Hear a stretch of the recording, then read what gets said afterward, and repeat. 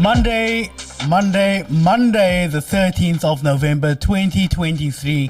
For every good-hearted action, there are bad faith actors looking to jump into the space and hijack it. That's why today we're speaking with ALLAN KOLSKI HORWITZ from South African Jews for a Free Palestine to get his insight into the current conflict in the Middle East and the imperative of the South African Jewry to adopt a moral stance to advance peace.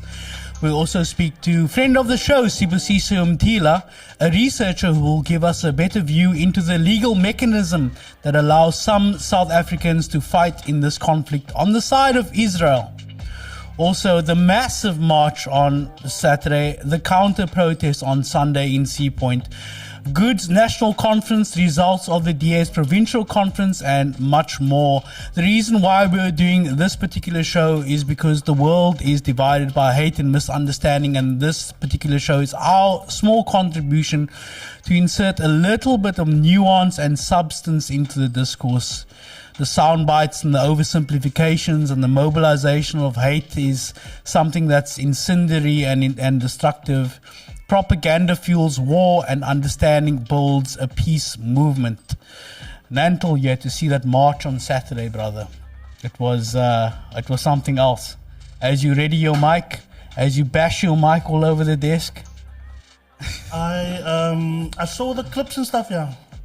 My only concern was the police that was there.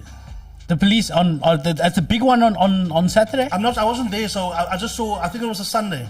Oh, the Sunday one in Sea Point. Yeah, no, that was.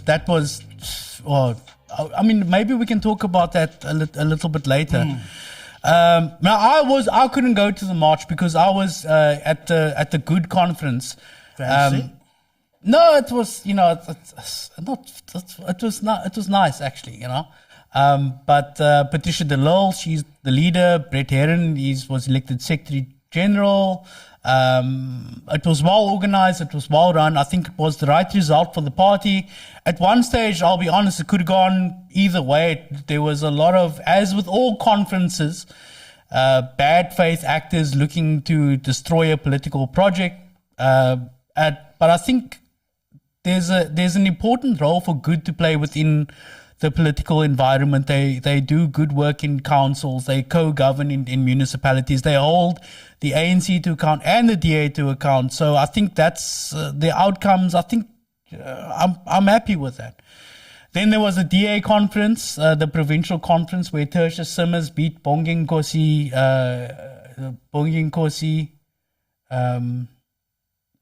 I forget his surname now. Anyways, I'm getting very old now.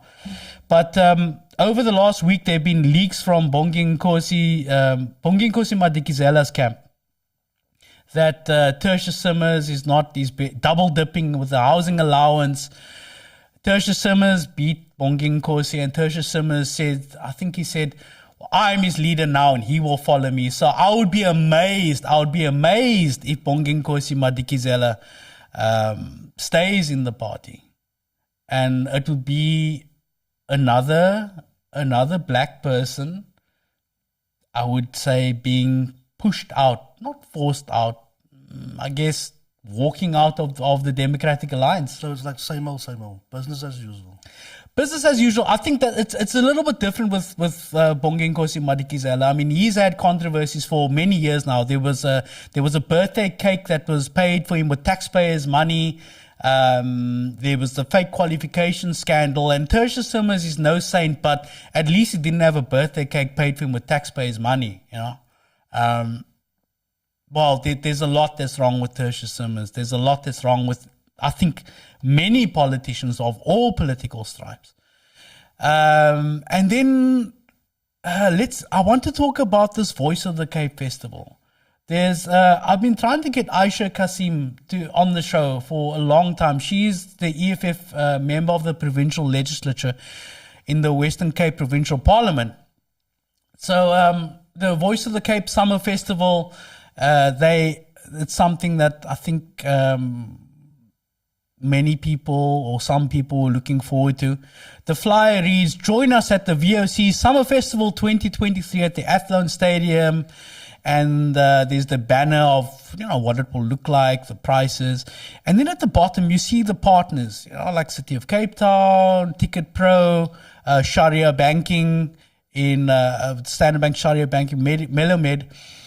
Aisha Kasim took exception. I think a lot of people took exception to the sponsor Coca-Cola or partner or whatever they are being Peninsula, being Coca-Cola, particularly because there are a few companies that support, or rather are being seen to, or in fact do support Israel, especially now after we've seen what happened on Saturday and what we're seeing around the world with people mobilizing for peace in Palestine, for mobilizing for a ceasefire, and now as the first step towards a lasting peace.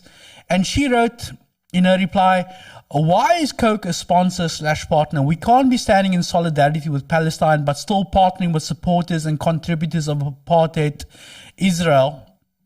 Now, I think it was today that Voice of the Cape came out and released a statement that said, VOC Summer Festival 2023 postponed. The Voice of the Cape regrets to announce the postponement of the highly anticipated The Voice of the Cape Summer Festival, originally scheduled, etc., blah, blah, blah, blah, blah. Stay tuned to Voice of the Cape for regular updates and information. But I think that Aisha and many other people hit on something that I wouldn't say is a contradiction. I would say it's rather the way that we do things. There's certain sponsors that all of us, every single organization approach. So there's the top, we approach Coca-Cola, we approach corporate partners who have traditionally given money to as part of their social outreach program, and without really realizing, or rather without being cognizant of what these companies would support. And in the current climate of the conflict in Gaza, I wouldn't call it a conflict. It's a very asymmetrical conflict. I think it's right that Vicky Awesome, Aisha Kasim, pointed out this contradiction and said, look, this is a bit of a problem. It's a pity that the festival was postponed. It's a pity that if that was the case, that a sponsor pressure being put on a sponsor causing this thing to collapse made this thing be postponed, particularly for a Voice of the Cape, a small independent broadcaster which does very important work. It's a pity if that was the case, that no other sponsor could then come in and pick up the works. But I think it's right that Aisha Kasim has pointed out, and Vicky Awesome and other people have pointed out, that you must be careful of who you associate with. A friend of the show, of course, Vicky Awesome. If you haven't seen the Joe Zone podcast of Vicky Awesome coming in and discussing a few things. Yeah, I think he did the issue in the Middle East situation. He discussed that as well. Yes, he did. And this is something that's going to roil on. I think we can call Alan. We can get Alan on the line, because Alan, this is a problem that I have with the conflict at the moment and this conflict, I spoke about this at length a couple of times, the conflict is spreading to become an interpersonal, a very fractious interpersonal thing that's not only playing out on the world stage, but is playing out in personal relationships and personal perceptions. And there have been very bad actors who coming on board into the space, who are pretending to be pro-Palestinian, but in actual fact they are anti-Semites. Jason Hinkle and other people, both internationally and locally. So I thought that would be very important for the discourse to have Alan. He's from South African Jews for a Free Palestine, to talk about what the organization stands for, to add some nuance and color to the discussion that really we need to all be cognizant and be more educated about, particularly when it comes to the liminal spaces between the doctrinal conflict that's happening. So, Alan, are you with me? Yes, I'm with you. Yeah, hi. Allan, thank you so much for joining us today. I think it's very important to add your voice to the discourse, because the perception is that this is the misperception is that this is a homogenous Jewish operation to eliminate Muslim people from the Gaza Strip. So first, could you tell me what is South African Jews for Palestine, and how did this organization come about? Yes, well, good evening to the listeners. SAJFP, I'll use the acronym from now on, was formed in 2014, the last really major Gaza invasion by the Israelis. And at that stage, there were about 300 members in Johannesburg alone, led by many activists, anti-apartheid activists, who had been totally committed to the South African struggle, were not in any way Zionists, and were appalled at what was happening as a consequence of the Israeli stranglehold on Gaza and its manipulation of divisions between the Palestinian parties. And very strangely, after that war, this whole movement collapsed. But a few of us felt that it was important to continue in solidarity through the BDS movement. So we took our anger and our shame and converted it into the BDS struggle, and worked in alliance with the PSA, with the PSC, and various campus Palestinian solidarity groupings. And most of us, who were a handful, also came through the anti-apartheid struggle, but also from a socialist perspective, not simply a black nationalist perspective. It certainly didn't warrant Jews, white Jews, so to speak, to pretend to be nationalists. So we had a socialist perspective, which for many of us was rooted in Jewish culture and Jewish history.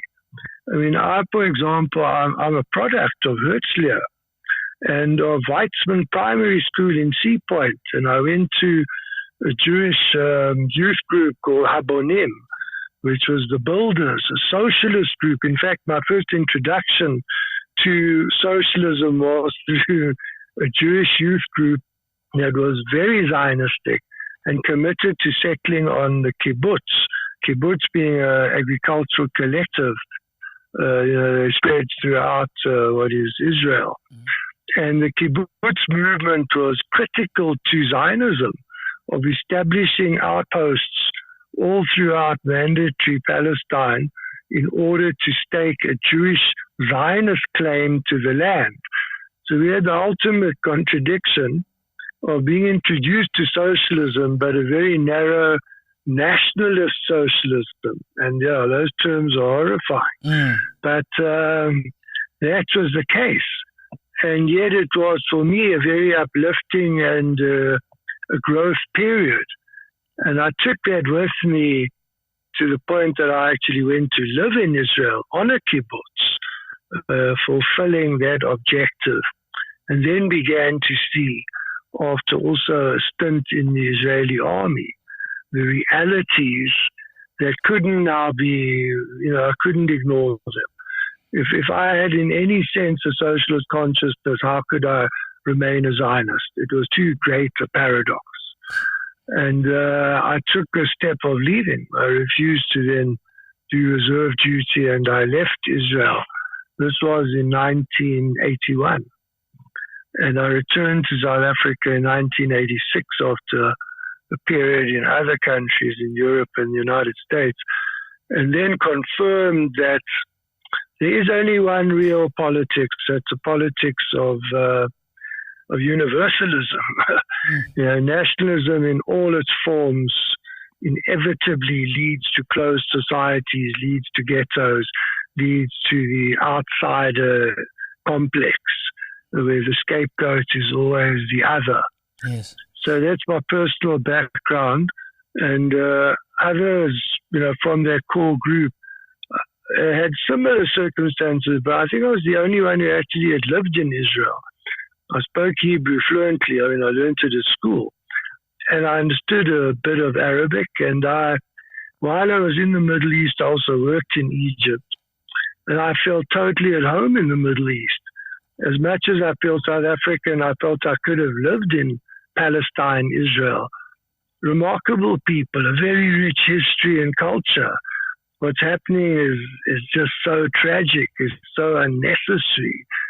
And that's the shameful aspect for me as a Jewish person, that coming out of Jewish culture and history, the Jewish people have fallen into the ultimate chauvinist, racist trap. And that can give no one any satisfaction except those who are anti-Semites and who want to see the Jews destroy themselves. It's ironic that in Israel, prior to October 7th, there were massive internal divisions developing. There was a gigantic movement to force Netanyahu out of office. After all, Netanyahu has in his cabinet two open fascists, Ben-Gvir and Smotrich. I'm going to get to the current right-wing nature of Netanyahu, but I first want to define the terms of this conversation. So the Zionism and Judaism are completely separate edifices. What is the most bare bones basic definition of Zionism, and how does that inform the current crisis in Gaza and Palestine and Israel?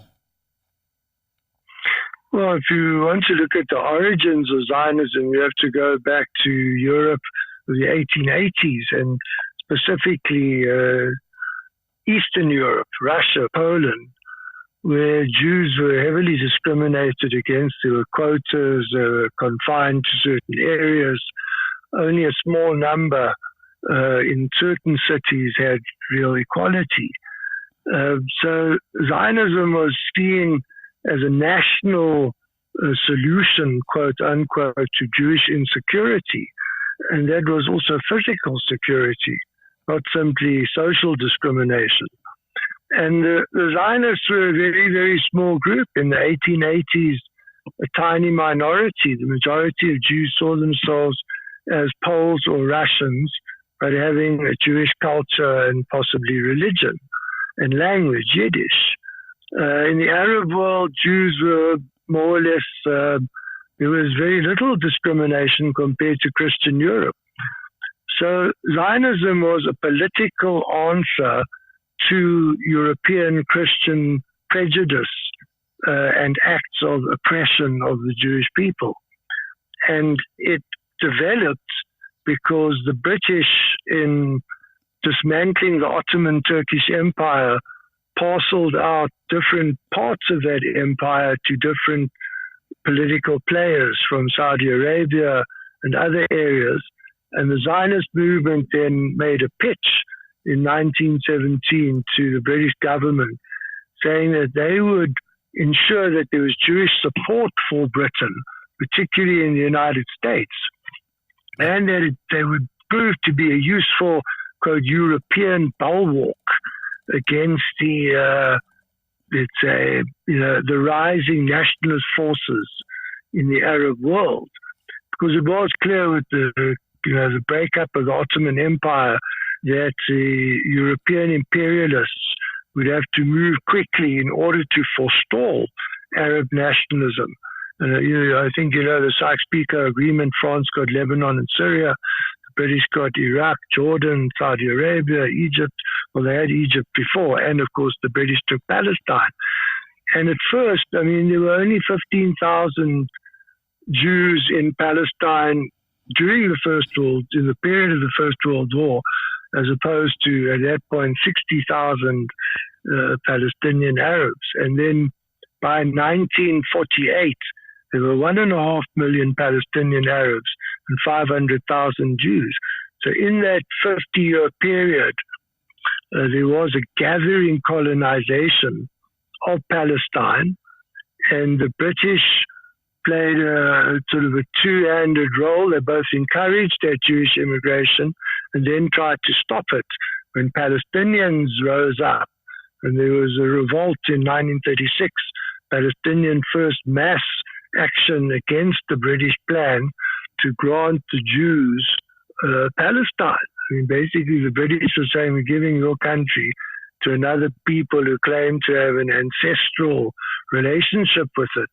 But of course, that was a figment, not in a cultural sense, but the attempt to create a political state controlled by Jews in historic Palestine. It seemed like what type of fantasy was this? There were people living there.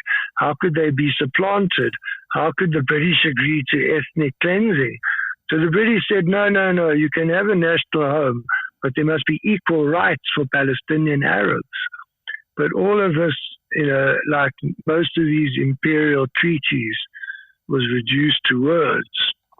So having said that, Zionism is an aspect of a political answer given by a minority of Jews historically, but then accelerated with the European genocide of Jewish people. And Europe didn't want to take back these Jews. The Americans instituted quotas on Jewish immigration. So the Zionists then could turn to European Jewish refugees and say, well, we will smuggle you into Palestine because no one else will take you. Again, Europe failed.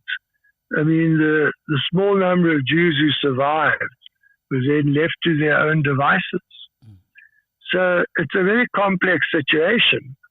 But in the 1920s, when Zionism was still this minority movement, there were already many Jewish intellectuals who were living in Palestine, like Martin Buber and others, philosophers, intellectuals who said, there's a very dangerous thread here.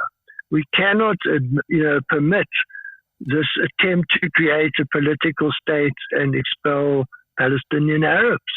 We can have a Jewish cultural center, religious and secular. I mean, Judaism is a broad church, to use that term.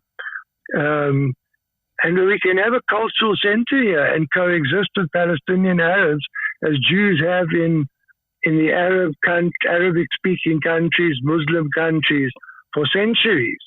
There is no call to disturb our relationship as a community as opposed to a national state, a nation state. And that was the fundamental division in the Jewish world. Those who believed that Judaism has a very rich texture should not be confined only to a Jewish ghetto. I mean, the French Revolution started to give Jews equality in Europe and other areas. And there was no reason now to return to a ghetto. Jews had to fight for open societies. And that's why it was no accident so many Jews were active in the world socialist and communist movements, looking to break down the walls between ethnic groups and different traditions. Allan, I've noticed a trend of late where to be anti-Zionist is mischievously conflated with being anti-Semitic. I believe this is a rhetorical tool which has been cultivated over many iterations of this conflict, as it has happened over the past decade. But what do you think has been the net effect of that, and how can this be reversed? Well, this again is so ironic because the chief promoters of this identification of Jewish identity with Zionism are the Zionists. The Zionists insist that to be anti-Zionist is to be anti-Semitic. They have muddied the water in a tragic way and basically supported what one can say is anti-Semitism. Because to the outside world, when Israeli leaders, in their wisdom, tell you, no, these terms are identical, Jew equals Zionist, and then we see what Zionist Israel is doing, the immorality of its actions, which of course in this latest war are grotesque, then we're in serious trouble. How do we persuade the average person in South Africa that to be Jewish is not to be Zionist?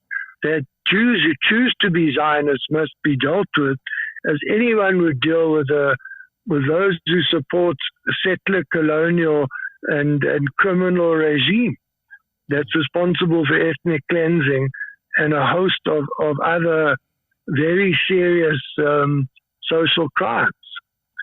So Zionism itself has become a toxin for Jewish life.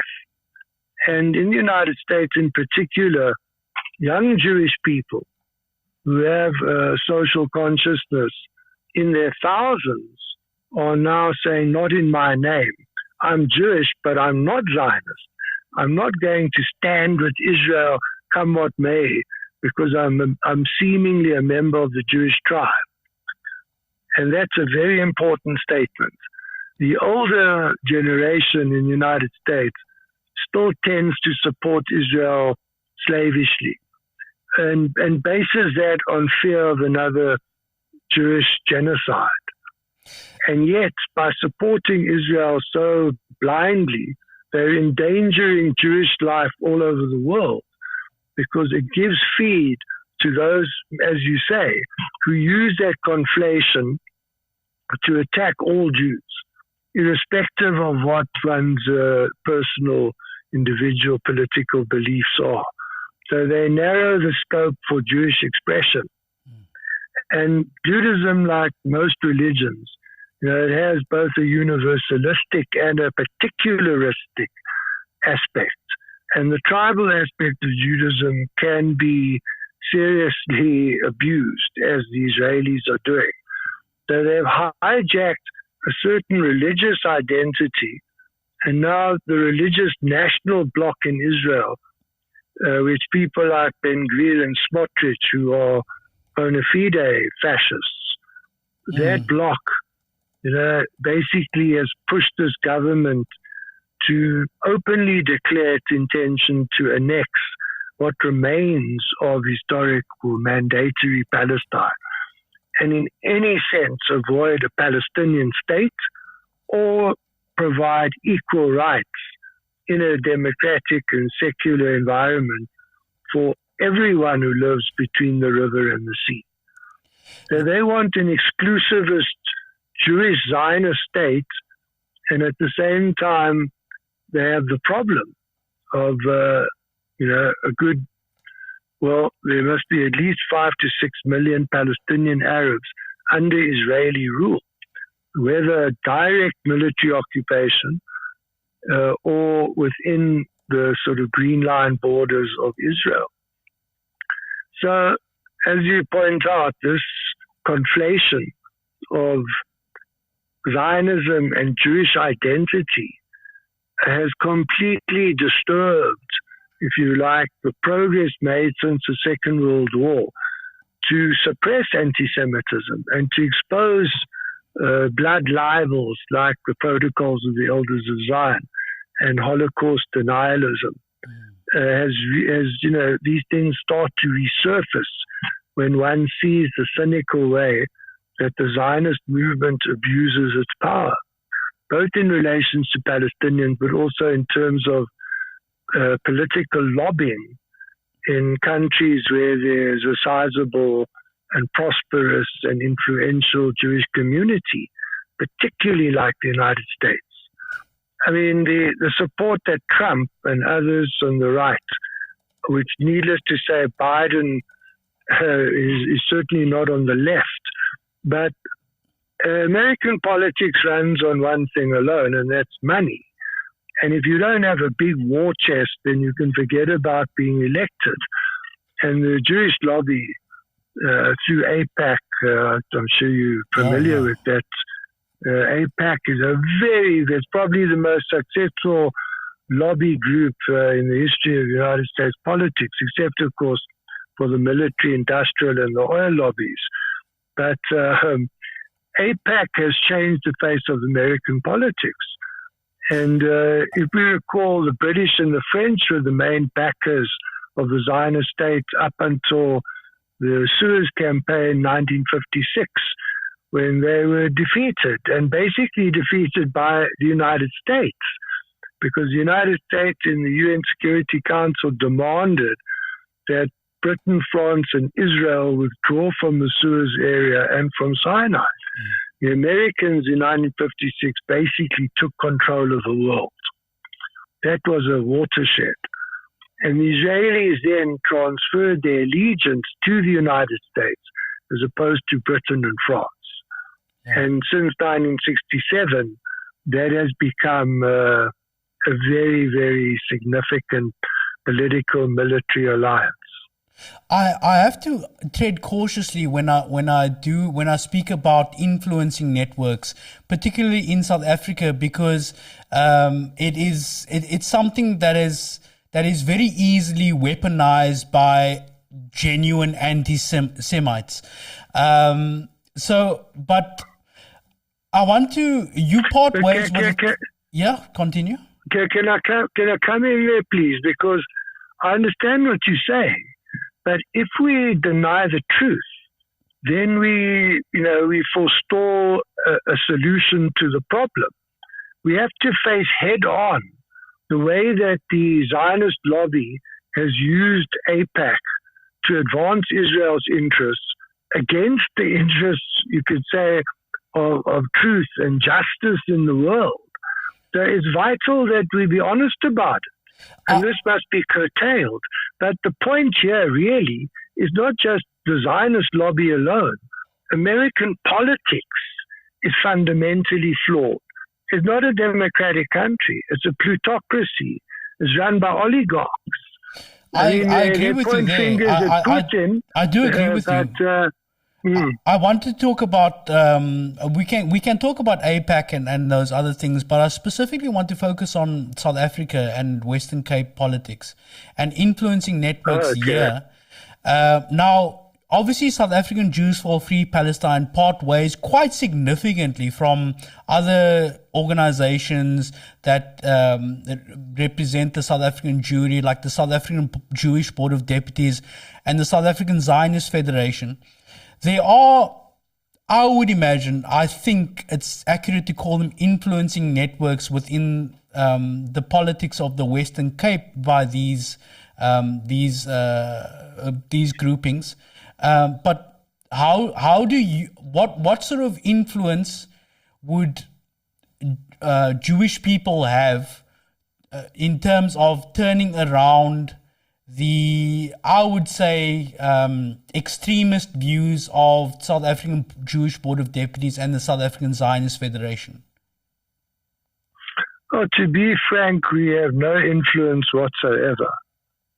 The Zionist Federation in particular is virulent.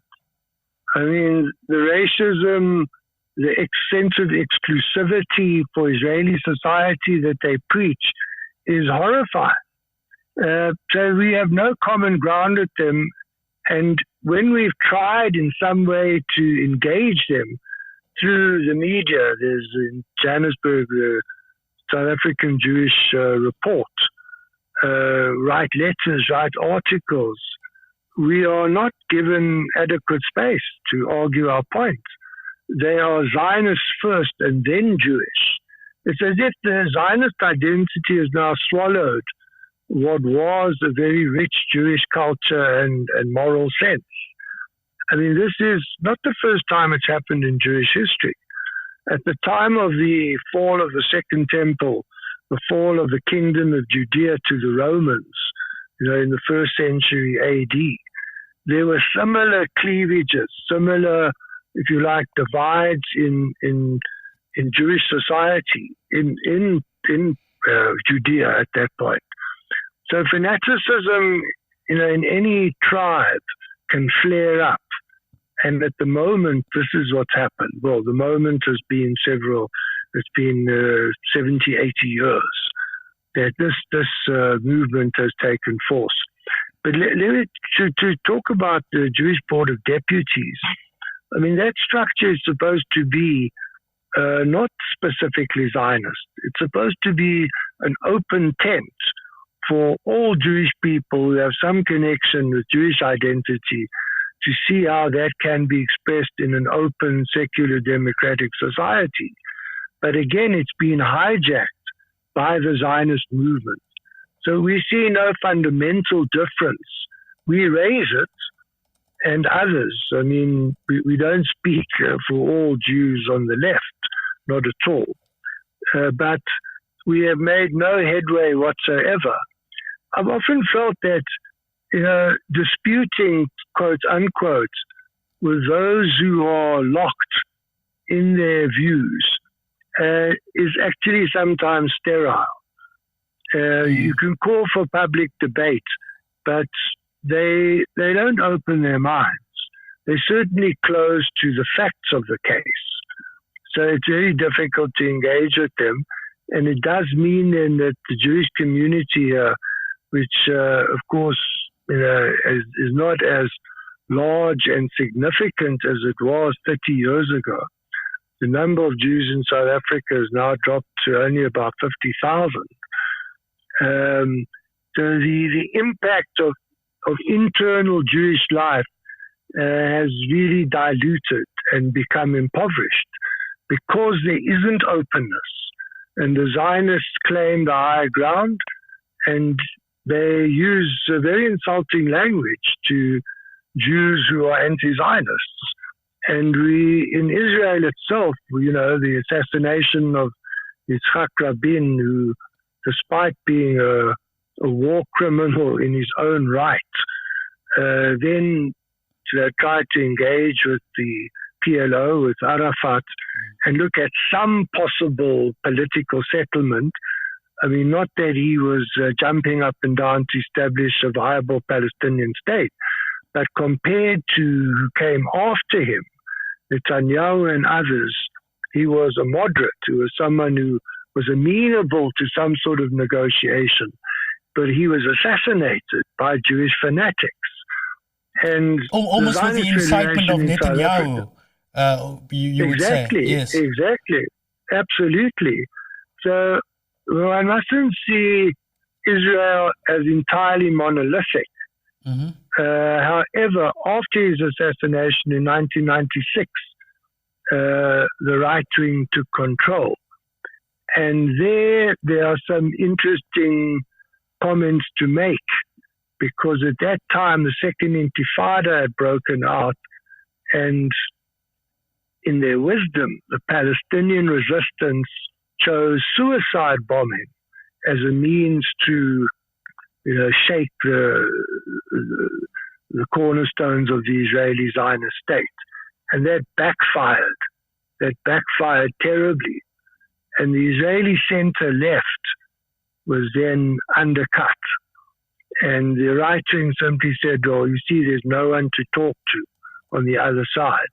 And that propaganda has continued, so that any attempt to really break through, and I mean, at this stage, we can say there's no military solution, right, on either side. There has to be a political settlement, and there are going to be very difficult choices to be made. I mean, on the Zionist side, indoctrination is still so heavy, and the center-left, as I explained, basically crumbled 20-odd years ago. What is the? So having said that, yeah, what is the state of the Israeli left at the moment, according to your interpretation? Well, the Israeli left. I mean, I joined a small group called Matzpen, a Compass, in the late 70s, after I became totally disenchanted by Zionism. And I was looking for a political home, but had now put down certain roots in Israel, both with Israeli Jews and Palestinian Israelis. This was an open socialist organization that looked at a secular democratic solution to the issue of settler colonialism. So I met a very different type of Jewish Israeli through that experience, and Palestinian Israelis. And having said that, it was a small group of maybe 40, 50 people. And then you had the Zionist left that was amenable to Palestinian national side by side with Israel, but did not want to surrender the state of Israel. And that was a constituency that Rabin was trying to build. However, with his assassination and the Second Intifada, that grouping, which at one point was a majority, started to shrink. So today, there is a tiny fraction of that grouping that's still active. At the same time, they are threatened by the rise of the national religious bloc, who want to impose Jewish law, basically Orthodox Jewish law as opposed to civil law. And they are misogynistic, they're patriarchal in the extreme, and they certainly don't stand for an open society of free inquiry. So the secular left Israelis who tolerated the occupation, who tolerated this war, in fact encouraged this war, are hardly likely to change easily. And it needs outside pressure. I know I'm jumping now, but the left in Israel is too weak, too divided to be able to form a new government that can start serious negotiations with whoever Palestinians elect as their representatives. I mean, the war against Hamas is again, the colonial master trying to determine who will represent the suppressed. And that is obviously a non-starter. There can only be a political settlement if Palestinians themselves can elect their delegation, their policies, their bottom lines, without interference. And of course, we know that with the United States in its present mode, where the Americans are, quote, intervening everywhere to divide and rule, I mean, basically trying to block China's inevitable rise as a major influence in world affairs. I mean, it's the biggest economy in the world, second most populous country in the world. How can America not, work with China rather than against China for the benefit of our species and this planet? So we can't rely on any major change, even after this war, in terms of a turn for, the objective of peace, and a peace that is viable and just. Under these circumstances, one can't be very optimistic. Let's talk about Netanyahu's political coalition and what that coalition's, or rather the outcome or the vision for Israel of what that political coalition would bring about. It's fairly dystopian, wouldn't you say, Alan? Oh, totally. I mean, I think Hamas, for several years, they've tried armed resistance and have been blocked. They then tried the March of Return to highlight to the world that 80% of the people living in Gaza actually lived a few kilometers away in what's called Israel, had been forced to leave their homes and their land and go into a forced exile.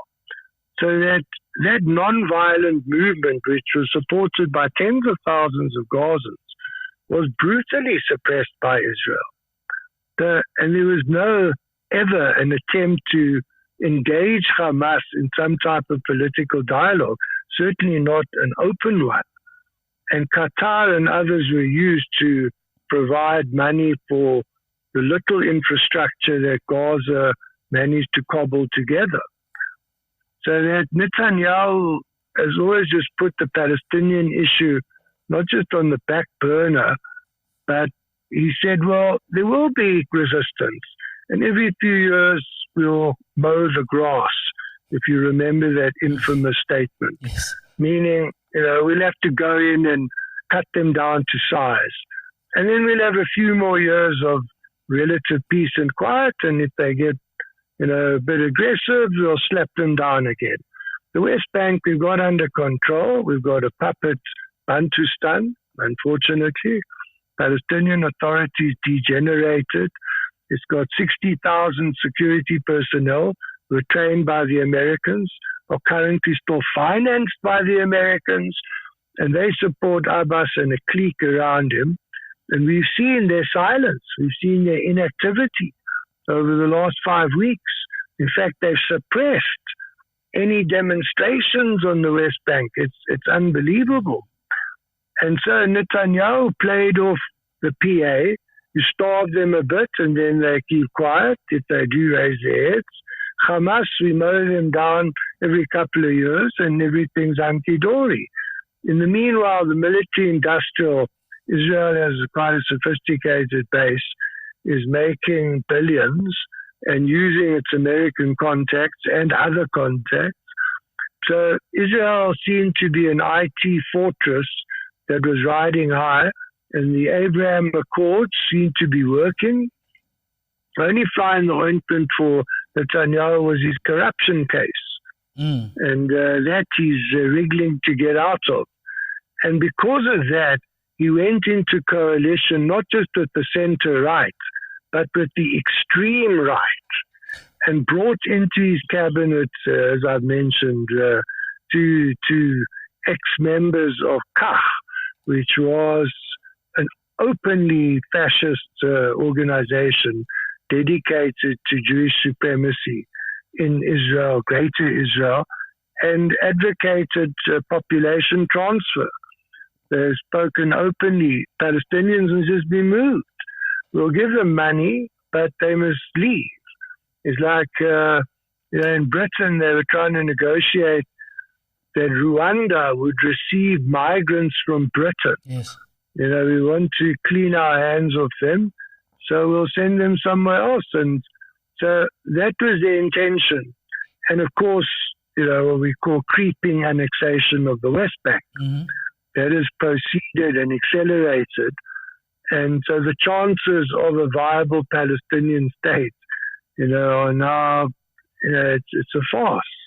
It can't succeed. Yeah. But still now, that's the world saying, yes, two-state solution. How, where, no one addresses the details because the national religious settlers are certainly not going to move without extreme pressure, and one cannot see that happening. So we'll have a very, very truncated Palestinian state if it does arise, and an ineffectual one. And that will just create more problems in the future. So we might have some imposed political settlement that's a bit freer, that grants Palestinians more civil rights than they have currently. In other words, to remove direct occupation by Israel and have a sort of semi-sovereign Palestinian state. But it's unlikely to provide people with the necessary. There was a former UN official, Craig Mockiber, said that within the halls of the United Nations, the two-state solution is a joke, it's a punchline, it's something that people would walk past each other and say, hey, two-state solution, and that would be have the same effect as telling a really good knock-knock joke. So let's talk about the US, the United States, and how deeply wedded they are to this. Why are they? Okay, let me take a step back. Joe Biden now is sort of, people were thinking that this is going to be like the usual, as you put it, mowing of the lawn, and there would be initial outrage and then that would die down. But I think that was a miscalculation, as we can see by the reaction of the international community and also ordinary people. Why is the US in such an intractable position when it comes to supporting Israel to the hilt? Well, I'm afraid we have to go back to AIPAC. We have to go back to this lobby group that's been phenomenally successful in tying financial support to various candidates for different governmental office in the United States to blind support for Israel in terms of the UN, in terms of technological assistance, in terms of military. But at the same time, I think in the United States, there's a very strong evangelical Christian constituency. And at times, they, of course, have been anti-Semitic. But here, the new Jew has arrived, the Zionist Jew, who's giving it to the Muslims. So Islamophobia is also part of that toxic mix. And then again, there's evangelical views about Armageddon, that the second coming can only be, the conditions have to be laid by the Jews returning to the Holy Land, and then, the war to end all wars will break out. So in some ways, they're happy to incite a situation where Israel takes on seemingly the whole Muslim world. I mean, we know that a lot of the frustration and friction that pushed Hamas to its current actions was the attempts by the national religious in Israel to take over the Temple Mount, as they call it. And some of them even have the far-fetched idea of dismantling the mosques, the Dome of the Rock, it's a very toxic situation where you've got religious, you've got political, you've got military interests in the United States, and then you've got the Zionist movement fueling support with money. Let's talk about what has been, criminally underreported. This aspect of the eschatological aspect of this, which is the coming of the Messiah. If you have a head of state that is so wedded to the idea that it is their divine function to bring about the coming of the Messiah, they are in effect immune to any sort of international pressure or realpolitik, because America's got your back and so does God. Can you talk to me, or rather, tell me more about this belief about destroying the temple or rebuilding the temple of Solomon, or whatever the case may be, and that as a driver of this war, in fact, this massacre of Palestinians?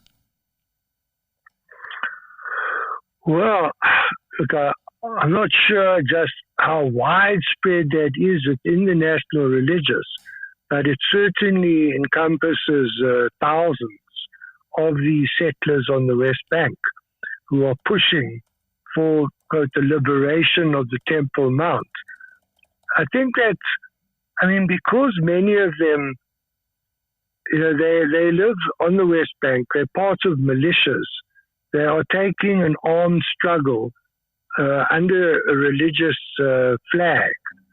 And within Israeli society, there hasn't been any will to block them. So they basically have gotten away with what they wanted to achieve, which was to provoke a Muslim response and escalate animosities so that they would have an excuse, quote unquote, to depopulate Gaza. I think that was a definite calculation.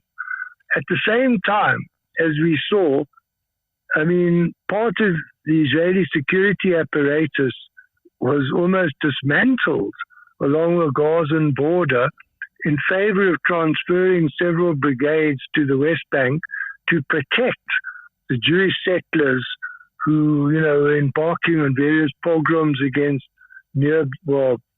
Palestinian villages and towns. So that the whole framework, the military framework which had been constructed along that border was necessarily weakened. And secular Israelis living along the Gaza border are now up in arms about that.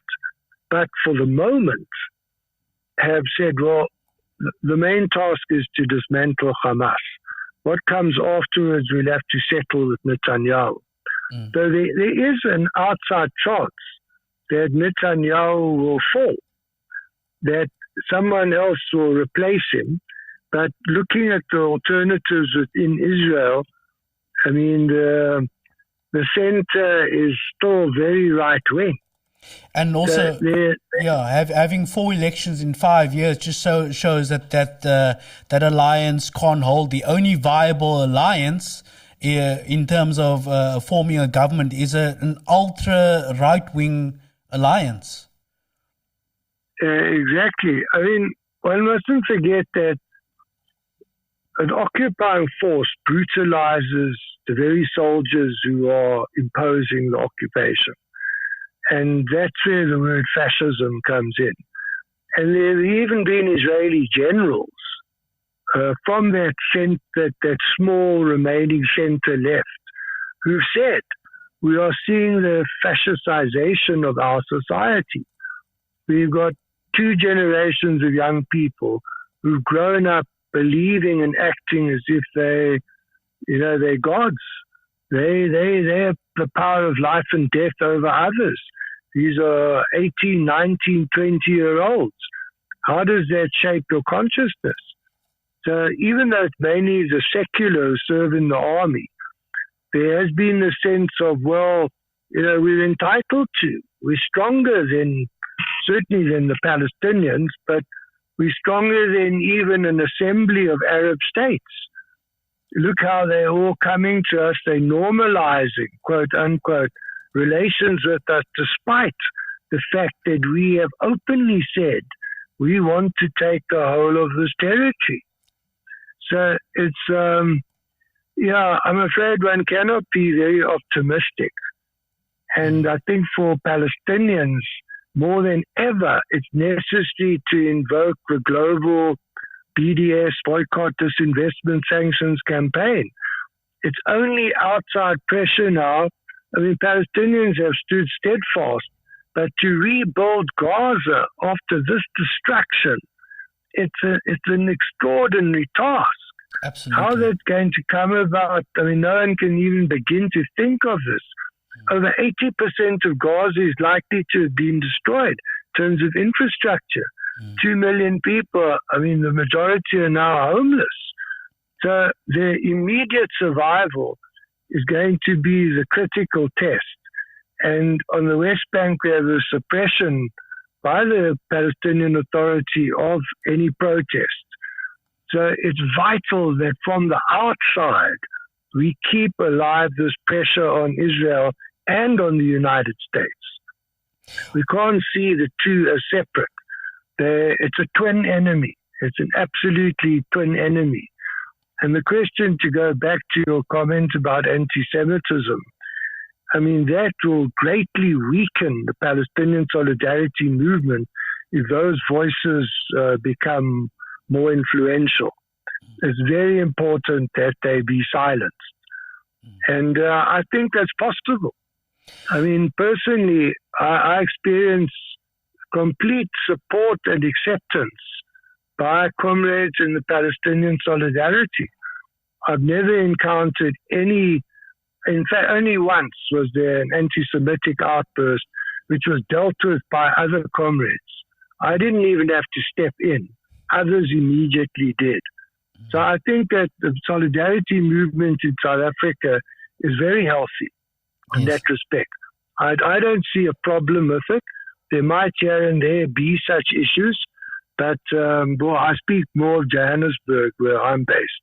But our comrades in Cape Town have also said they haven't encountered any such hostility or question marks posed as to the sincerity, the genuineness of their support for the Palestinian struggle. Yeah. Alan, this conflict has been marked by a lot of gross media misrepresentations and disinformation and misinformation. What have you seen that has stood out for you pertinent to this discussion that we're having in terms of elevating one particular version of events and muting another? Well, I think, in South Africa, we do have a pretty vigorous democratic framework. It has stood up to challenges. And that the press, or the mainstream press, has been, I wouldn't say muted, but has been sensitive to the charge that it's only giving the Palestinian narrative. At the same time, the disinformation coming out of Israel, like the beheading of babies and so forth, which they were forced to retract, or the issues of, the missile attack on Al-Shaifa Hospital and so forth. I mean, those have been largely exploded. But I think, with the start of the Ukrainian crisis, we already had this tendency. The United States and its allies, they stoked the war drums in Ukraine. And this goes back to 2005. So it's been a process. And we've seen more and more and misinformation coming from that issue than I can remember. I mean, it was so blatant. No, actually, that's not true. Because in Iraq, we already had embedded journalists in Iraq. So it goes back to that period. The United States, as I say, it's such a flawed democracy, quote unquote. Freedom of speech there, again, is controlled by giant corporations. The merciful aspect is that we've got media like yourself all over the world. We have a free, independent media which is accessed by more and more people. And that's why it's such an important service. There's blogs or YouTube channels, whatever it is. There's so much alternative material. And that's why I think in South Africa today, the pro-Palestinian movement has grown exponentially. Yes. It's not just, historically it was seen as a Muslim cause, to put it bluntly. But today, it has far transcended that. And it's so important that that aspect continues to dominate. And I think the Zionist Federation is scared of that. They realize that a lot of the myths that they've encouraged over the years, like Israel has no one to talk to, and Israel is a democracy, and Arabs in Israel are freer than anywhere else in the Middle East. I mean, all of these things that are pumped out are now starting to fall apart, and the nature of apartheid Israel is becoming clearer and clearer. And I must say, even ENCA, they are taking greater steps now to give alternative voices. So that's a positive side in South Africa. Globally, of course, we've seen that in France, in Germany, pro-Palestinian, solidarity was literally outlawed, which is unbelievable.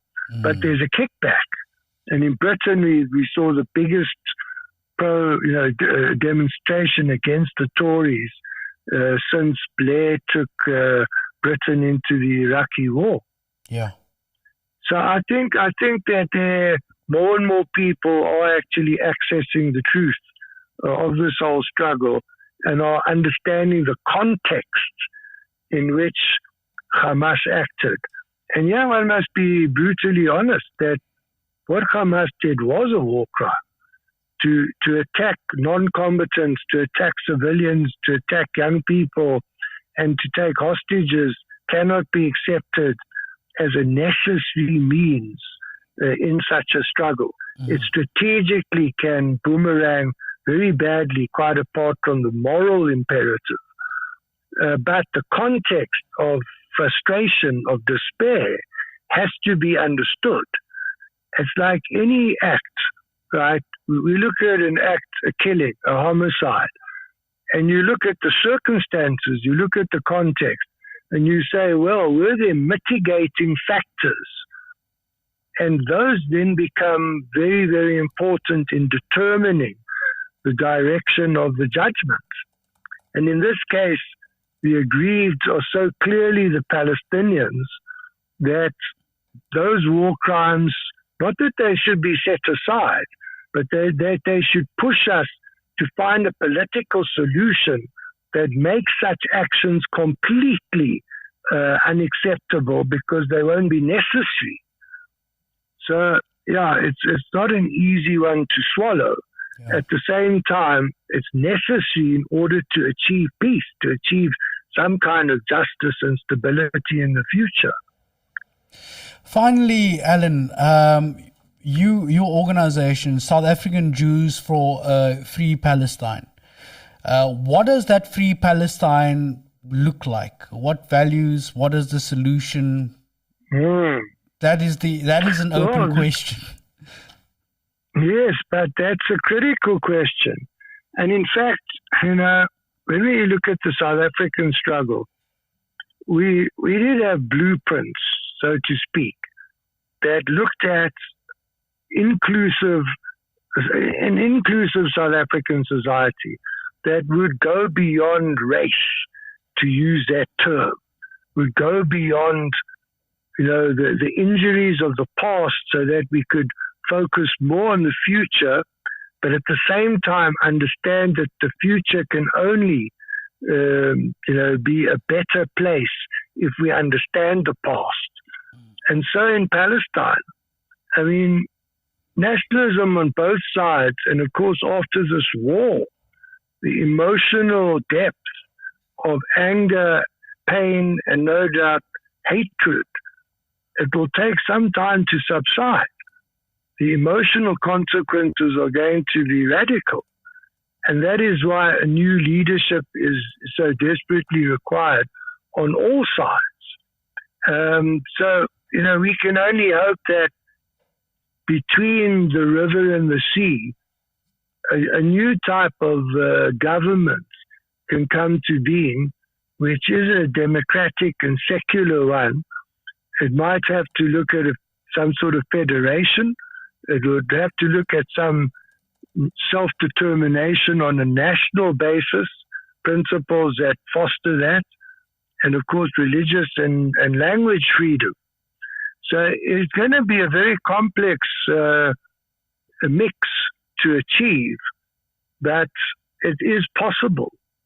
And at the end of the day, I think Palestinians, whether they're Israelis or Arabs, have to accept that the future isn't something that you can just wish into being. There are going to be very difficult compromises and steps to take. I mean, Israelis now, I can tell you because I'm in close contact with family and friends, political and otherwise, the lurch to the right after October 7th was dramatic. And people swallowed Netanyahu's direction without any kind of critical weighing up. And so there's massive support for this war in Israel. And at the same time, there's a worry about the hostages. But in the meanwhile, there are no brakes on Netanyahu. So when we look at a future Palestine, we can sort of say, yes, look at South Africa's example, but the history there is even more torturous. And it would take a very brave person to say, well, here's the recipe. I think the critical thing is for Palestinians themselves to create some unity, to revive the Palestinian Liberation Organization, and to basically depose Abbas. I mean, he hasn't had an election since 2006. He's installed himself with American money. And from the Israeli perspective, he is a puppet that they use from time to time when it suits them. There's no respect. They don't take him seriously. They don't take Fatah seriously. So a whole new equation has to come into place. So on that basis, I'm a bit wary of be the blueprint. But one thing's for it has to be dismantled. And the settler colonial attitude that Israelis have has to change. It's a racist attitude. And that won't be, it won't be a quick process. Allan, thank you so much for your time and your insight. This was very valuable. And whenever you're in Cape Town, you are welcome to pop in and we can have this face-to-face discussion, because the depth and the insight that you bring to this discourse is invaluable. So thank you so much. Thank you, Roscoe, and good evening to the listeners. If we put our collective heads together and we support BDS and really do it effectively, we will be assisting the Palestinian struggle. Thank you so much. You. Good night. Well, Good night. That was ALLAN KOLSKI HORWITZ of South African Jews for a Free Palestine. That was really insightful, and it brought into focus and into context the complexity of the situation in South Africa and in Israel, and the dynamics of Western imperialism in that particular region. Now, there's been something that whenever conflict breaks out in Israel, this happens time and time again, where we see videos or footage of South Africans who go to Israel to fight for the IDF. And there have been two videos that have been doing the rounds. I spoke to SIBUSISO MTILA, but first let's have a look at the videos in question. SIBUSISO was he is a researcher who gave us insight into the legal mechanisms that allow for this in South Africa. But have a look at these videos before we go into that discussion with SIBUSISO.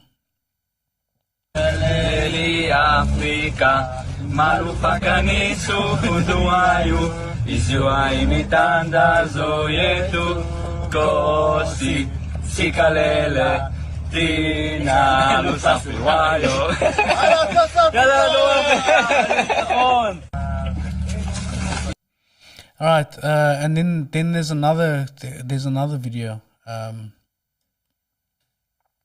All right, to anyone and everyone sending me messages, just want to say first of all, thank you for the support. Thank you for all the support for my country, for my family, for the people. Secondly, I would like to say, yes, I'm okay. I'm very much alive and here, not like other people in this nation and even in my family. So yeah, we have been called back to the army, the reservists as well, as most people probably know. And I would like everyone to know that we are here to defend our country and we're here to defend our people. And anyone who has a problem with that, honestly, don't know what you expect. But yeah, we're smiling, we're going on, and we're living, even if the situation is difficult. Once again, thank you for everyone's supported messages of support. And yeah, I hope to see every single one of you soon. Lots of love. It's very difficult to not feel gross, like deep in your soul about that. The question is, are you a South African? Are you a Jewish person? An Israeli? Are you a Zionist? What should we... imagine a situation where South Africans are going abroad to fight for Hamas, and there was a mechanism for that. Or if Americans were going abroad to fight for China, I imagine that America would not have that happen. Already there was a situation in the UK where a woman was stripped of her British citizenship for going to fight for ISIS. Lost in the humor about the fact that I can sing Hava Nagila better than those guys can sing the South African national anthem, just a smorgasbord of different pronunciations. And, you know, there's a certain cohort of people, when they get to the second verse of Nkosi Sikeleli, they wait for this stem, you know.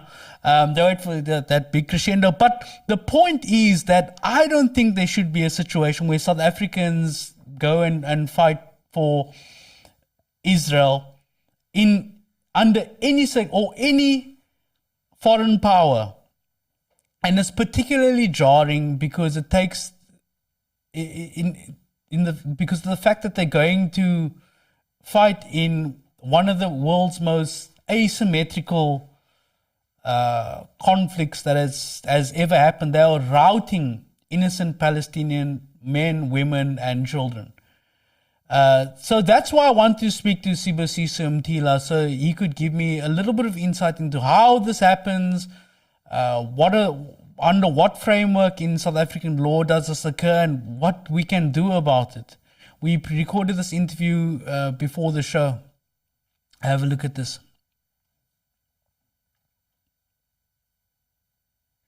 And the Palestinian cause in South Africa.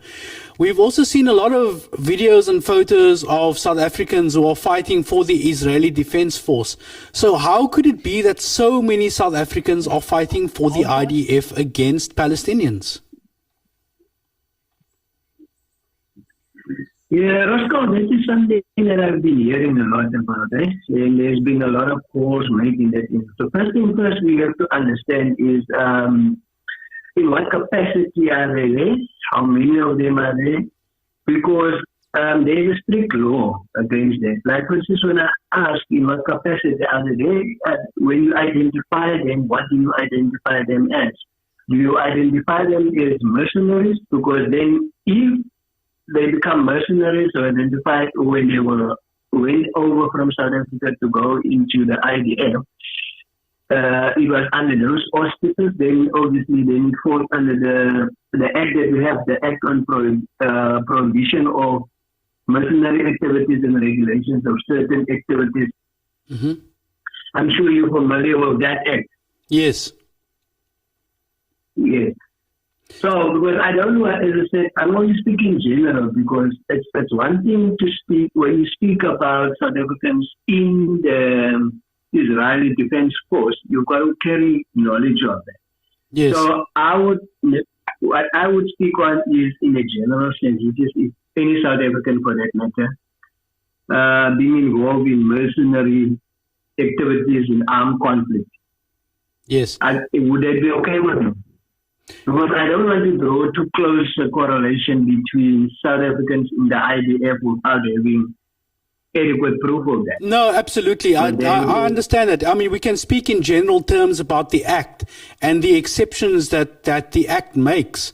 So what is I mean, I obviously, my initial reaction to all of this was that any South African citizen who goes abroad to fight for the IDF is a security risk, and their citizenship should be revoked. And, you know, the people and institutions that provide assistance and ideological training should receive no state assistance. But the Act that you speak about, there are exceptions granted for South Africans who could fight that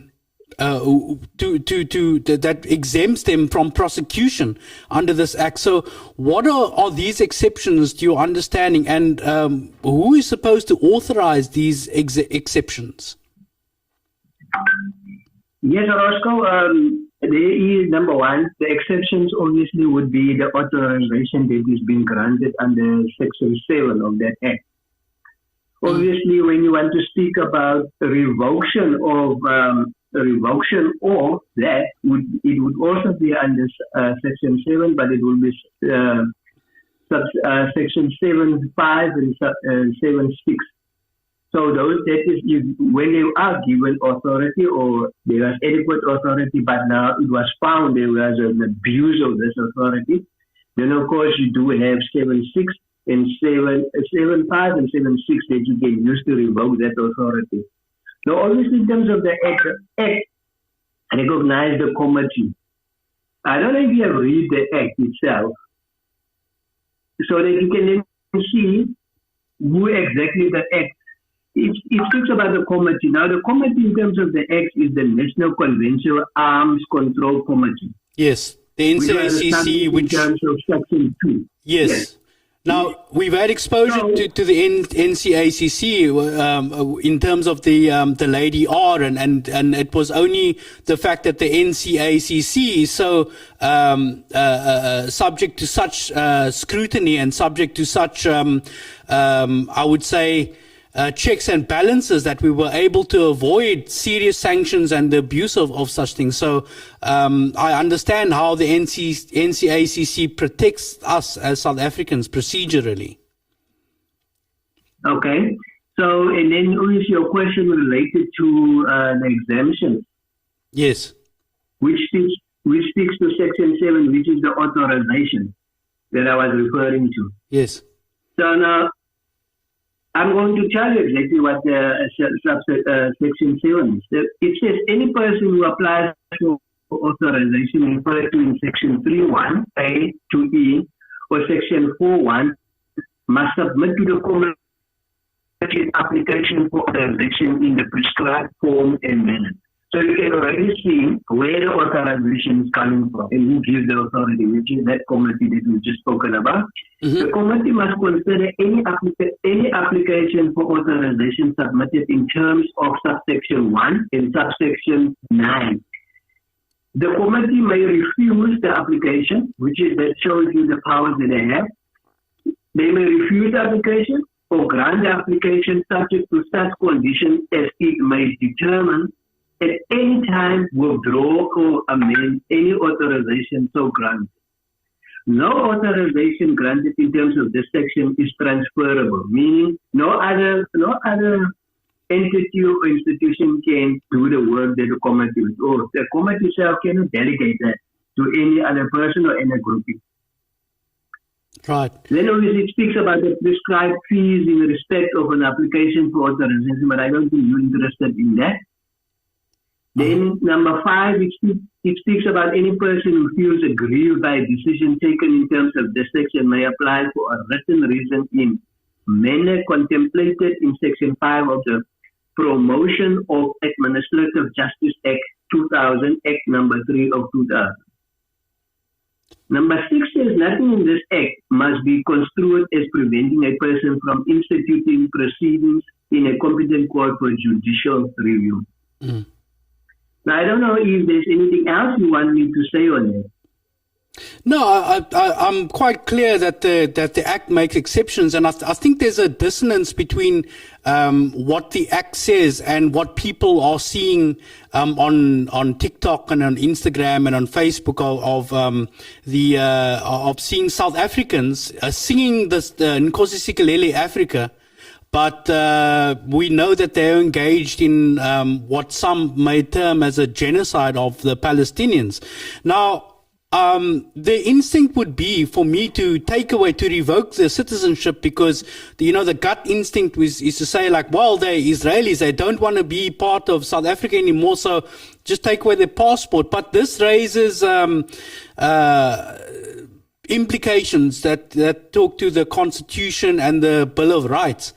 So, what are those implications in terms of stripping away citizenship, or rather the unintended consequences of in some way disincentivizing South Africans from partaking in the war on Palestinians? Okay, Roscoe, as I said again, I'm not going to speak in particular to the IDF. Sure. I don't want to speak in general in terms of South Africans participating in any missionaries. Okay. And as I said, I don't know if you still want me to give you the exceptions because your question did relate to the exceptions. And now all the exceptions is contained in number 9, subsection 9 of this Act. I don't know if you want me to go through that or to then speak or just speak directly to your questions that you've just now asked of me in terms of stripping of citizenship of people found guilty of these activities. I'm happy to go on the journey that you are willing to take me on, Sibusiso. No problem. let's deal with number 9 first, so that it will become clear. Because first of all, I will say to you, you can revoking of citizenship is something that is not prescribed in the Act as one of the offences or one of the penalties. So, as I said before, unless it's penalty that you want to impose is in the law already, you're going to find it difficult to import that, because you're going to make it difficult even for the court now to, even if you ask that as one, let's say you go to the court and you ask and you make an application to the court and you get granted or you win the case. Obviously, there are going to be things that you would want the court to judge in your favor. So now obviously this would be one of those things that if you should win the case, that you would want one of the citizenship to be revoked or one of those. So now obviously that, as I said to you, is not one of the things that is there. Yes. Because revoking somebody's citizenship is not an easy matter. And it has implications on various forms of acts. And that is in South Africa as well as international. And I think I'm going to read through to you and your listeners so that you can understand what I mean by that. Roscoe, it's not also, there are examples of cases where the South African government has dealt with people that was actually found guilty. And maybe that also would give you a bit of a guideline as to why exactly stripping of citizenship is not one of the things that has actually come up to this point. Would you like me to continue with that? Yes, please. Yes, please. Okay. Just hold on to me. Okay, let's start with you see, it's not a South African thing. This act. How we derive our act from the international one that's there, which as follows. The prohibition of mercenary activities is a legal concept that prohibits the use of mercenaries in armed conflict in certain peaceful situations. The Act on Prohibition of Mercenary Activities and Regulations of Certain Activities in a Country of Armed Conflict was passed in 2007, as you know, to prohibit mercenary activities and to regulate the provisions of assistance or services of a military nature and humanitarian aid in armed conflicts. And I think that answers your questions that you had about organizations that assist or are complicit in all of these activities. Yes. Then it goes further and says the use of mercenaries and their recruitment, financing, training are causes of great concern to all states. So that shows you it's not a South African only or a South African exemplity. It's for all states internationally. And a violate the purpose and principles enshrined in the Charter of the United Nations. The reason why I'm doing that is so that you understand. So when a call is made to the South African government or by the South African people, it's not something that is unique to South Africa, but it exists even internationally. It is not something that is just South Africa. It's there. The need of it has been seen because they understand the implications of allowing people to go and participate in these activities while of their own country citizenship. As it says there, any person who recruits, uses, finances, and trains mercenaries. So those are the 3 contact points. So if you are involved in recruiting, you use them, or you finance them, or you even train them, you will be guilty. This is where this act will then come into play. And this not the South African only, but even the international one that is under the Charter of the United Nations. Yes. I think most South Africans are having difficulty sort of squaring the circle between what they see on social media and what the law says. So it's important to, especially with the temperature being turned up against certain schools and certain things. Finally, you know, we sort of that's the moral quandary that we face. So my final question to you, Sibusiso, is how can we align our application of the law to the moral imperative to stand against injustice? In this case, it's the injustice being perpetrated against Palestinians, But if you're comfortable to speak in general terms, you're welcome to do that. Okay, morally, number one, that is what I'm saying. The problem is we are trying to correct something that we find immoral or unethical at a time where there's a conflict happening between Israel and Palestine. Now, that limits things, that narrows it, and that makes it more difficult. Even if it is what anyone is seeking is genuinely and sincerely right, but the problem, because everybody is choosing sides between these two states. Mm-hmm. It becomes a matter of whatever you're saying is a bit biased. You understand what I'm trying to say? So even it impacts the moral side and the ethical side on that basis. When you speak or when you call or you cry out for this, from where are you staying? Are you staying on the Palestinian side, or are you staying on the Israel side when you are asking for this? You understand? And that is why it is important that these are the things that we deal with for situations and events like this, because it makes it more difficult. As right as we might have, as every right we have to call for these things.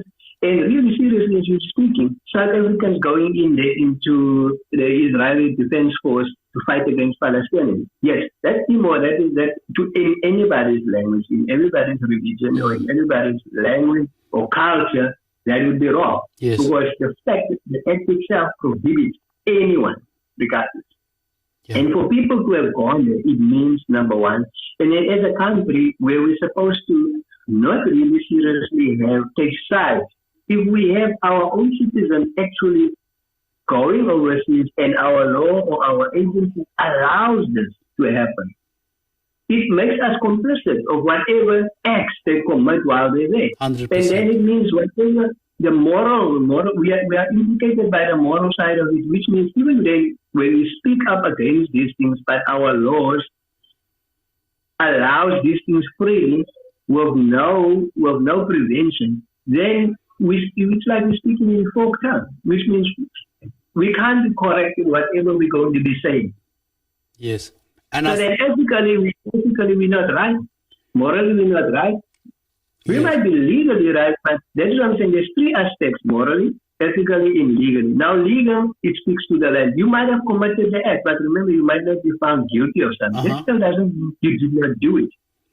And I think that is where the moral and the ethical comes.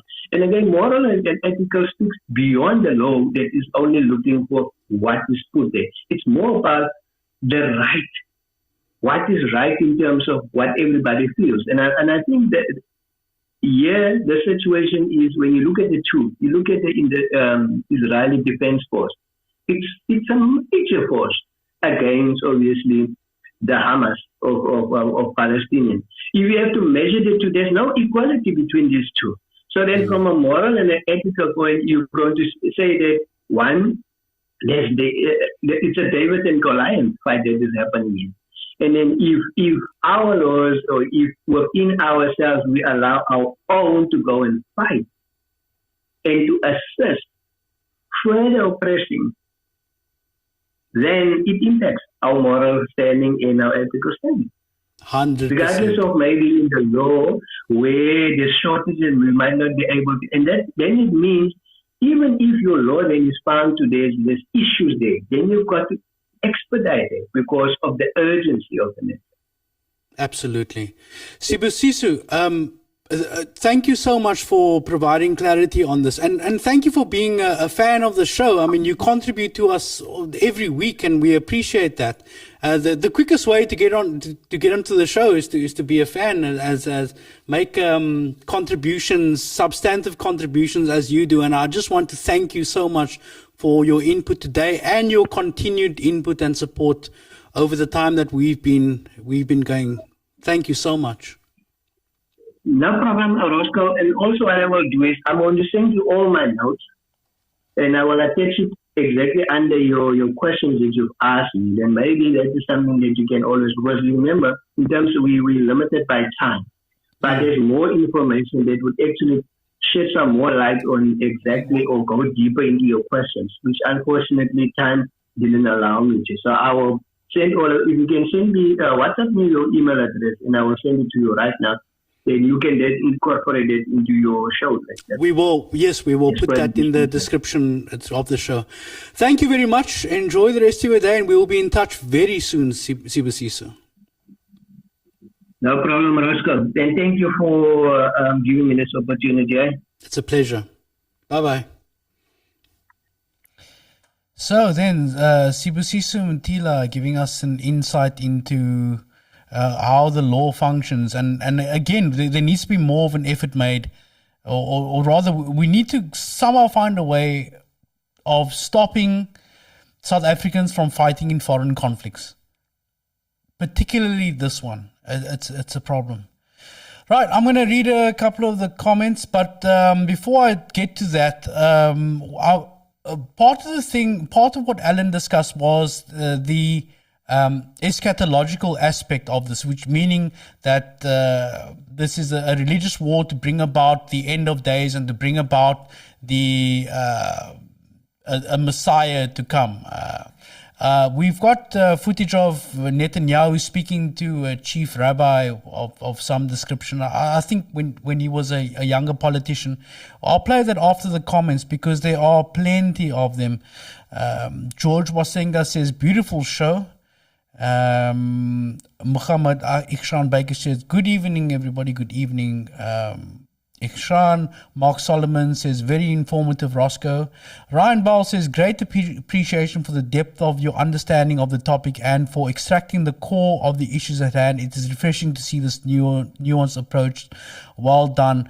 I really want to spend some more time with Alan and understand. We read about history, we can Google things, but it's very valuable to spend time with people who were actually on the ground. And Alan's story is as a primary source is, I think, unrivaled.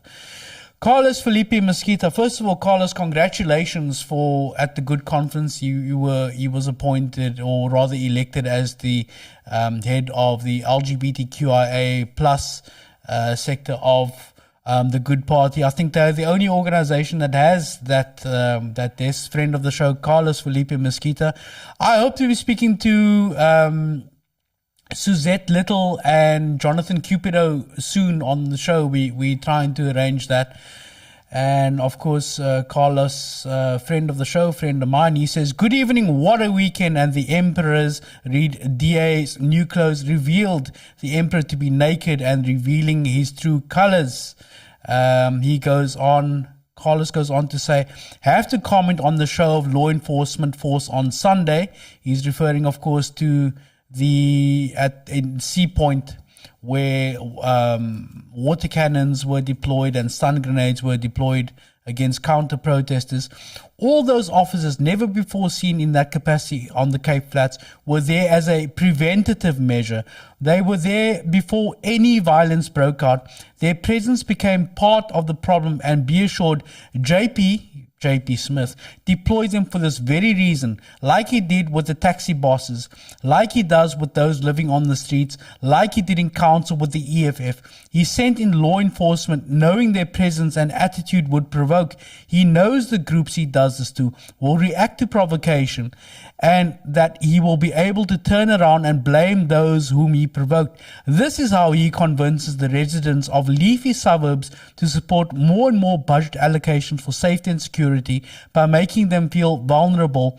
We are all being played by a group of politicians in the DA desperate to hold on to their power. Take a leaf from the dictator's handbook of controlling the policing forces. That's why they keep growing the numbers of law enforcement officers who by law actually should have no more power by law than being ticket issuers for bylaw infringements. The Justice Department has declared the provincially funded LEAP officers as an illegitimate force, yet they were all intimidating and provoking the violence JP so much desired in order to ensure the vote of the frightened residents of Sea Point. that again are being led to believe that our only means of stability lies with the safety and security DA provides, and the presence of Rob Hersov and Paul Jacobson purposefully inciting violence in the crowd. I didn't know that they were there, that Rob Hersov and Paul Jacobson were there. Of course, those guys were alleged to have been involved in some nefarious things, particularly against the homeless in Sea Point and homeless activists. Again, I stress, alleged to have been involved in those things.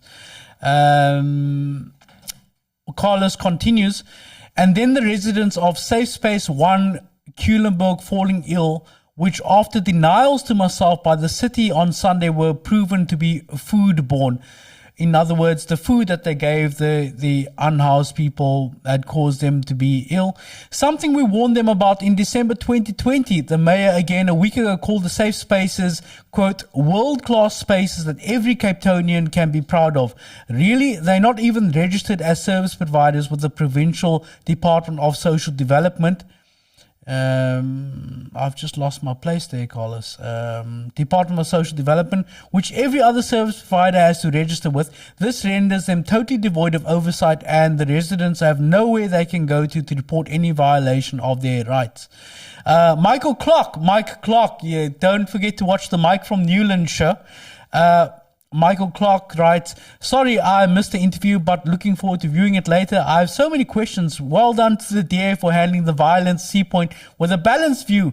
The picture of a support Palestine protester kicking a police shield did them no favors, lost my support. Mike will have a coffee about this later on in the week. Of course, Mike Clark, who is his guest coming up? He's got... Alderman. Okay, we will get to that. But Mike, thanks for your comment.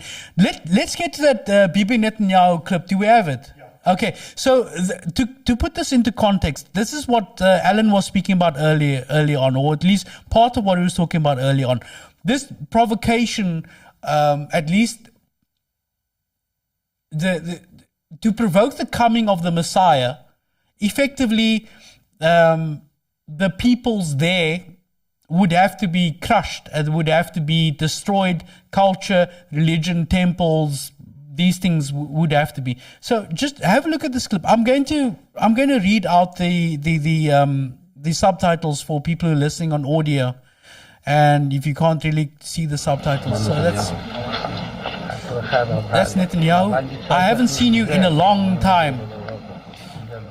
Blessing and success, a double portion of benediction. Netanyahu says, I came to ask for your blessing and help in everything, in all areas, both personal and political. Since we last met, so many things have progressed, says the rabbi.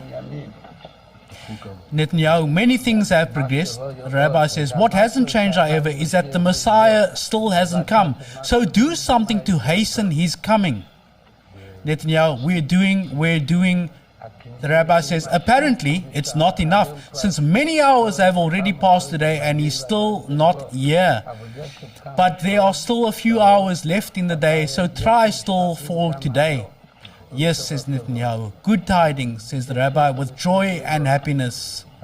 You know that Chassidim are careful to do everything with joy. Yes, good tidings, much success.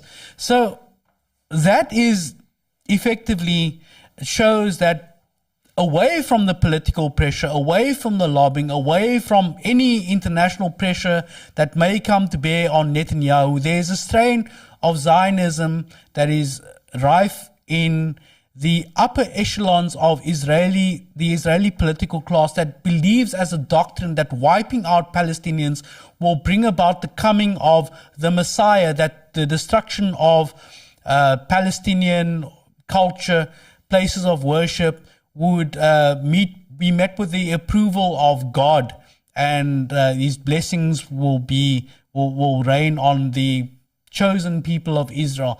This is the reason why you cannot negotiate with psychopaths like this.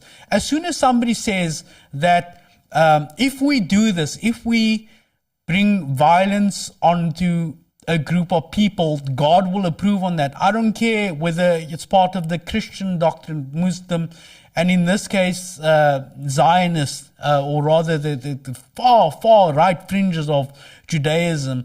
It's something that is just actually psychopathic. I would like the South African Zionist Federation to come and explain this to me, and I would like to issue an invitation to them to just help me to understand. Maybe it's not psychopathy. Maybe at the end of that conversation, I'll be like, well, maybe you're actually right. But I doubt it. I doubt it. Do you mind if I play 2 clips that I saw over the weekend about the march in... Go for it. Cool, let's do that. Rapes and killings of our children on the Cape Flats and in our townships every day. And there is never, ever, ever the same presence of the police and law enforcement that we saw here today. We need to address the disparity in the allocation of resources when it comes to the protection of certain sectors of society within the Western Cape. I have never seen the amount of police when there is a gang shooting and a 4-year-old is being shot in the head simply because they were playing outside. I have never seen the amount of police in the Western Cape and on the ground as I have seen here today protecting a select handful of people. We cannot and should not be standing for this. Also, my forefathers had to have a Dompas pass to come and sit here and watch the waves. We will not be going back to an apartheid state. You do not get to tell us where and when we can and cannot congregate in a democratic South Africa that people struggled and died for. The Western Cape needs to start realizing that we will not take the disparity in resources anymore. That was Mushfika Botha. Mushfika Botha. I think the reason why so many people connect with the Palestinian struggle is that they see themselves reflected in the Palestinian struggle. All over the world, there's disparity between, like in the Cape Flats, it's under-serviced, under-policed, and the gap keeps growing wider and wider. I can see this is old, what's his name? Paul Jacobson. You were talking about him earlier on? Yep. Okay, let me just... Okay, I'm safe out of this chaos. Now I can express myself. City officials, including you, Councillor Joel, and the law enforcement, this is on you. This is on you. 3 years ago, we already warned you of righteous behavior, of people coming into our neighborhood and demonstrating with the intention of doing harm. Already, we advised you that they are setting up a demonstration to counter our peaceful prayer session. I warned you guys. I warned you guys this morning when we saw them congregating. They did not have a license, a permit to demonstrate. The churches did. And you guys weren't proactive. Gone with voting for this DA. You guys are an absolute embarrassment. You don't deserve the vote. If you can't protect people like this in our own neighborhood, you don't deserve the vote. You, Councillor Joel, even denying that you are Jewish. How disgusting. Ooh.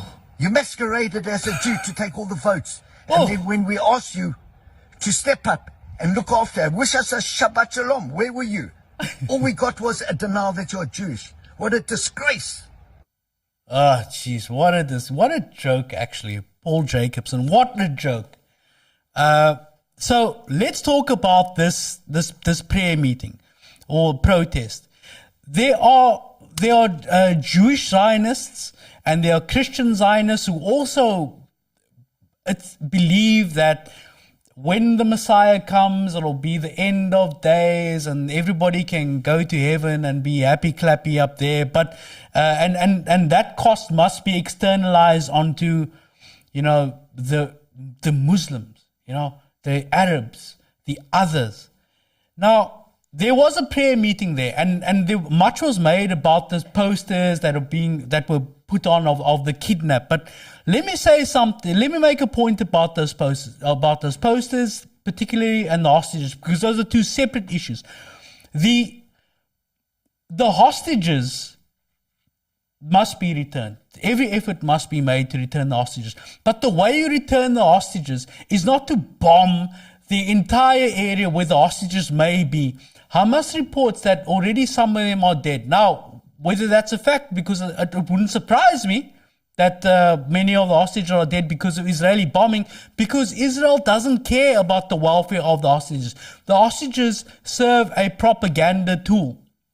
That's on the hostages. On the posters, putting up the posters is you're making a political point. You're not putting up posters on the Sea Point Promenade hoping that maybe somebody will see some of the hostages pop up in Mojo Market, somewhere between the sushi stand and the cannabis store. It's a political statement. And it's okay to make political statements, but if you make those political statements, you have to be prepared for counter political statements, which is in a way those posters being ripped down in places. And Paul Jacobson wants to talk about the permitting, whatever. There's no permits for the posters for that political point. Now, let's get to that prayer meeting that was supposed to have. Again, remember that there are Zionist Christians, there are Zionists. In fact, there are even Zionist Muslims.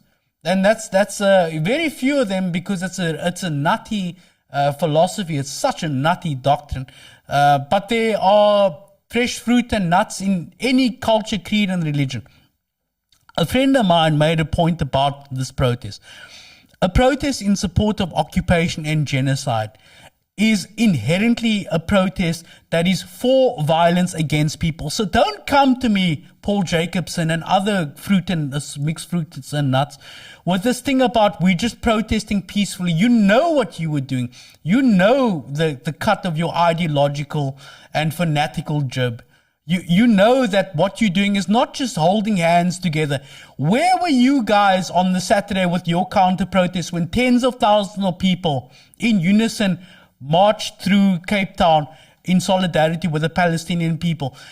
The view of being pro-Israel is a fringe view. It's a lunatic fringe view that only people like Paul Jacobson and Gayton McKenzie from the Patriotic Alliance, who goes to Israel to study how coalitions work, despite the fact that those coalitions are a result of a far-right and an even further right-wing extremist lunatic fringe coalition, that Israel has had 4 elections in the last 5 years. You want to study coalitions, you going there to study chaos. And the point being that nutcases like Paul Jacobson and his good friend Basil Herzog, who, by the way, his father is mentioned as a recipient of money in the arms deal. So this myth that Paul Jacobson, or rather Basil Herzog, is a genius entrepreneur who went out and by virtue of his Elon Musk-like genius came back with he's a child of privilege that was born from the corruption of the arms deal that Patricia de Lille and the ANC and others exposed. So don't come to me with this we in our area bullshit. This thing about the protest not being allowed in Sea Point, that even to the case where if you want to go to get a flat in Sea Point, you have to run the gamut of these people who are who holding particularly people out of the Atlantic seaboard, and to enforce the cultural hegemony of a certain cohort of people, mainly white, mainly conservative, and let's to be honest, fundamentally Zionist. So that stuff, Paul Jacobson and these nutcase extremists who are for 1, 2, 3% political parties, you know, that Basil Herzog, Paul Jacobson doesn't even live in Sea Point anymore. He's an outbay. So that's not his area that he says keep them out of our area. His us means white, not a geographical location. His us means conservative, not a geographical location. His us means us racists, not a geographical location. So fuck Paul Jacobson and fuck Basil Herzog and fuck you if you think that you can have a prayer meeting that is not inherently political, inherently provocative, and inherently against the grain of what the rest of decent civil society wants. But bring the hostages home. I think I'm done for the day. Thanks for co-piloting this, bro. Nah, all good. Lots It was of a work. good one. I hope to hook up with Alan and get some more insights into what he was talking about. But join us next week. I think we are on next Monday, and stand with Palestine. I think consume sources of news that aren't. If you're gonna watch CNN, watch Al Jazeera. If you're gonna read Daily Maverick, read Sidecar. If you're gonna just what you take into your media diet is very important. Yeah. Thanks for that. Join us next week, and we are out.